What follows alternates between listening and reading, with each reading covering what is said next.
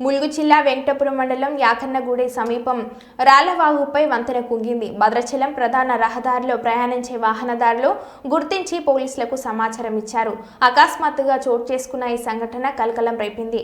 వారధి మధ్యలో సుమారు అడుగు మేరకు కిందికి ఒరిగిపోవడం, సైడ్ వాల్ కట్టడాలు సైతం ఛిద్రం కావడంతో ప్రమాదకరంగా మారింది. దశాబ్దాల కిందట రాళ్లవాగుపై 20 మీటర్ల పొడవున ఒక పిల్లర్లై ఇరువైపులా కాంక్రీటు అప్రోచర్లతో వంతెన నిర్మించారు. 10 మీటర్ల వెడల్పుతో ఉన్న ఈ బ్రిడ్జ్ పై నుంచి వెంకటపురం, వాజేడు, చెర్లదమ్మగూడెం, భద్రాచలం ప్రాంతాలకు వాహన రాకపోకలు కొనసాగుతూ ఉంటాయి.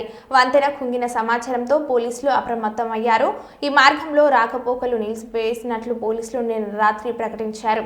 వెంకటపురం మీదుగా భద్రాచలం, చర్ల వెళ్లే వాహనదారులు, ప్రయాణికులు ఏటూరు నాగారం నుంచి మనుగురు మీదుగా వెళ్లాలని సూచించారు. మధ్యలో కుంగిన క్రమంలో ఏ క్షణం అయినా కూలిపోయే ఆస్కారం ఉండటంతో భారీ వాహనాలతో బ్రిడ్జ్ పైకి వెళ్లవద్దని హెచ్చరించారు.